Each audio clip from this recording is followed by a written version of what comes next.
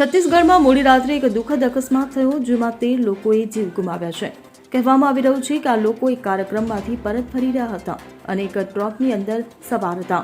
રસ્તામાં એક ટ્રક અને ટ્રેલર વચ્ચે ભયંકર ટક્કર થઈ અને આ અકસ્માતમાં 13 લોકોના મૃત્યુ થયા છે.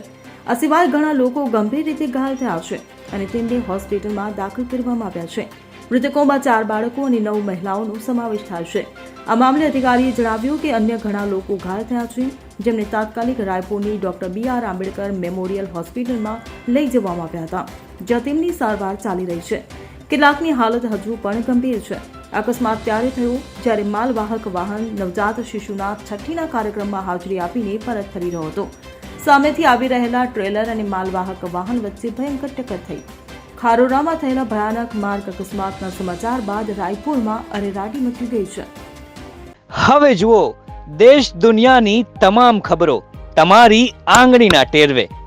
ઉઠાવો મોબાઈલ અને ગૂગલ પ્લે સ્ટોર પરથી ડાઉનલોડ કરો અમારી CN24 ન્યૂઝ મોબાઈલ એપ.